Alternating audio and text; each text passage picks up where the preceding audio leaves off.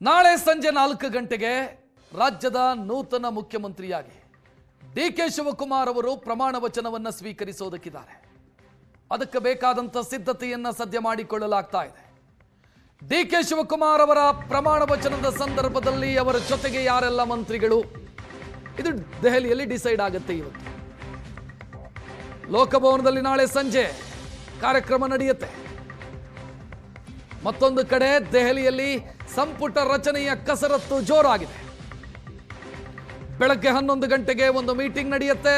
ಆ ಮೀಟಿಂಗ್ ನಲ್ಲಿ ಯಾರು ಕ್ಯಾಬಿನೆಟ್ ಅಲ್ಲಿ ಇರ್ತಾರೆ ಅನ್ನೋ ಸ್ಪಷ್ಟತೆ ಸಿಗುವಂತ ಸಾಧ್ಯತೆ ಇದೆ. ನಿನ್ನೆ ಸಿದ್ದರಾಮಯ್ಯ ಅವರದೊಂದು ಪಟ್ಟಿ, ಡಿ.ಕೆ. ಶಿವಕುಮಾರ್ ಅವರದು ಮತ್ತೊಂದು ಪಟ್ಟಿ. ಹೈಕಮಾಂಡ್ಗೆ ಇದು ಸಲ್ಲಿಕೆಯಾಗಿದೆ. ಮೊದಲ ಹಂತದಲ್ಲಿ 10 ರಿಂದ 12 ಮಂದಿ ಸಚಿವರು ಪ್ರಮಾಣ ವಚನ ಸ್ವೀಕರಿಸಬಹುದು ಅನ್ನುವಂಥ ಸಾಧ್ಯತೆ. ಅಂದ್ರೆ ಪೂರ್ಣ ಪ್ರಮಾಣದ ಸಂಪುಟ ನಾಳೆ ಅಸ್ತಿತ್ವಕ್ಕೆ ಬರೋದಿಲ್ಲ. ಕೆಲವು ಮಂದಿ ಸಚಿವರಾಗಿ ಪ್ರಮಾಣ ವಚನ ಸ್ವೀಕರಿಸಬಹುದು. ಯಾರು ಅನ್ನೋದು ಇವತ್ತು ಡಿಸೈಡ್ ಆಗತ್ತೆ. ದಿಲ್ಲಿಯಲ್ಲಿ ನಿನ್ನೆ ಡಿ.ಕೆ. ಶಿವಕುಮಾರ್ ಮತ್ತು ಸಿದ್ದರಾಮಯ್ಯ ಇಬ್ಬರು ಕೂಡ ಪಟ್ಟಿಯನ್ನ ಹೈಕಮಾಂಡ್ನ ಪ್ರಮುಖರಿಗೆ ಸಬ್ಮಿಟ್ ಮಾಡಿದ್ದಾರೆ.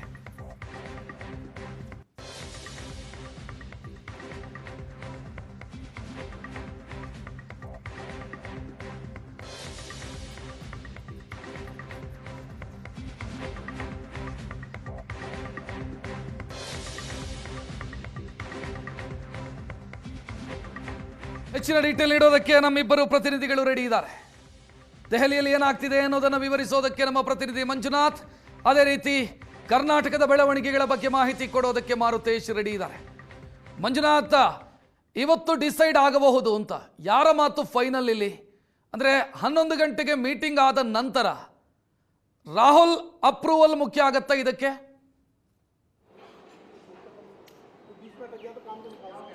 ಹೌದು ರಕ್ಷತ್. ಆದರೆ ಕೆಲವು ಗೊಂದಲಗಳು ಇರುವಂಥ ಹೆಸರುಗಳಿಗೆ ಮಾತ್ರ ರಾಹುಲ್ ಅಪ್ರೂವಲ್ ಬೇಕಾಗುತ್ತೆ, ರಾಹುಲ್ ಗಾಂಧಿ ಅವರದ್ದು.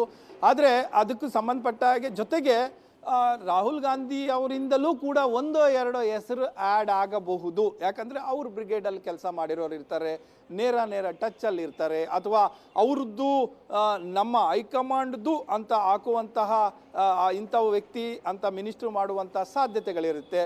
ಈ ಹಿನ್ನೆಲೆಯನ್ನು ನಾವು ನೋಡಿದಾಗ ಅವರವೂ ಕೂಡ ಸೇರಿಸುವಂಥ ಸಾಧ್ಯತೆ ಇರುವ ಕಾರಣಕ್ಕೋಸ್ಕರ ಅಪ್ರೂವಲ್ ಅವರೇ ಫೈನಲ್ ಅನ್ನುವಂಥದ್ದು. ಆದರೆ ಅದಕ್ಕೂ ಪೂರ್ವಭಾವಿಯಾಗಿ ಕರ್ನಾಟಕದ ಇನ್ಚಾರ್ಜ್ ಇರ್ಬೋದು ಅಥವಾ ಸಂಘಟನಾ ಕಾರ್ಯದರ್ಶಿ ಇರ್ಬೋದು, ಇವರೆಲ್ಲವೂ ಕೂಡ ಪೂರ್ವಭಾವಿಯಾಗಿ ಅದಕ್ಕೆ ಒಂದು ಸಿದ್ಧತೆಯನ್ನು ಮಾಡ್ತಾರೆ. ಕಾಸ್ಟ್ ಕಾಂಬಿನೇಷನ್ನು ಮತ್ತು ಪ್ರಾದೇಶಿಕತೆ, ಅದರ ಜೊತೆಗೆ ಕಳೆದ ಬಾರಿ ಯಾರಾಗಿದ್ರು ಈ ಬಾರಿ ನಾವು ಯಾರನ್ನು ಪ್ರಮೋಟ್ ಮಾಡಬೇಕು ಮತ್ತು ಯಾರನ್ನು ಉಳಿಸ್ಕೊಳ್ಳೋದಾದರೆ ಯಾವ ಕ್ರೈಟೀರಿಯಾ, ಅಥವಾ ಈ ಹಿಂದೆ ಕೆಲವು ಹೆಸರುಗಳಿಗೆ ಆಕ್ಷೇಪವೂ ಕೂಡ ಇದೆ. ಕೆಲವರು ಹೇಳ್ತಾರೆ, ಈಗ ಜಮೀರ್ ಅವರ ಹೆಸರೇ ತೆಗೆದುಕೊಳ್ಳಿ, ಆಕ್ಷೇಪ ಇದೆ. ನಿನ್ನೆ ಅಷ್ಟೇ ಅಷ್ಟೊಂದು ಆಡಿಯೋ ವೈರಲ್ ಆಗಿತ್ತು. ಅದರ ಜೊತೆಗೆ ಈಗ ಕೆಲವು ನಾಯಕರು ಜಮೀರ್ ಅವರ ಪರವಾಗಿಯೂ ಕೂಡ ಇರಬೇಕು ಅನ್ನುವಂಥ ಬ್ಯಾಟಿಂಗ್ ಕೂಡ ನಡೀತಾ ಇದೆ. ಸೊ ಇವೆಲ್ಲವನ್ನು ಕೂಡ ಇಂತಹ ಒಂದು ಗೊಂದಲ ಇರುವಂತಹ ಹೆಸರುಗಳನ್ನು ಫೈನಲ್ ಮಾಡುವಂಥ ಸಂದರ್ಭದಲ್ಲಿ ರಾಹುಲ್ ಗಾಂಧಿ ಅವರ ಗಮನಕ್ಕೆ ತಂದು ಫೈನಲ್ ಮಾಡ್ತಾರೆ. ಆದರೆ ಅದಕ್ಕೆ ಪೂರ್ವಭಾವಿಯಾಗಿ ಕಳೆದ ರಾತ್ರಿ ಇಬ್ಬರೂ ನಾಯಕರಿಂದ ಪ್ರತ್ಯೇಕವಾಗಿ ಪಟ್ಟಿಗಳನ್ನು ಪಡೆದಿದ್ದಾರೆ.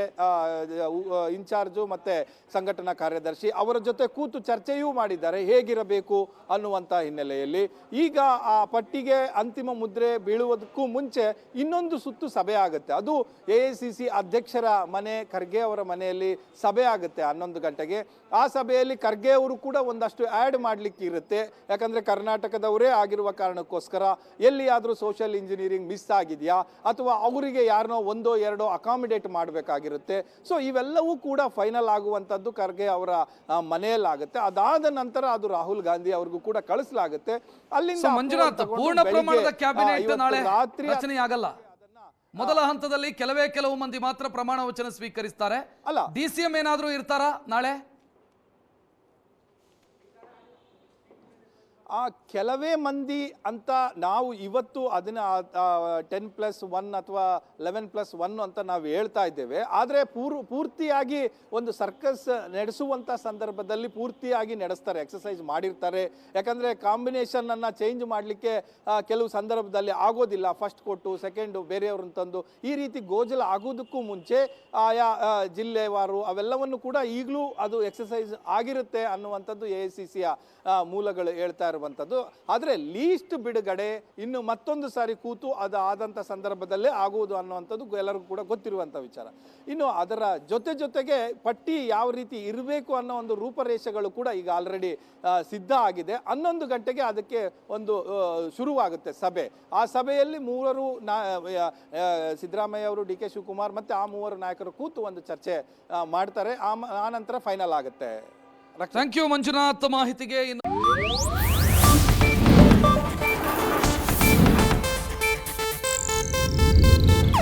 ಇದು ಏಷ್ಯಾನೆಟ್ ನ್ಯೂಸ್ ನೆಟ್ವರ್ಕ್ ಪ್ರಸ್ತುತಿ.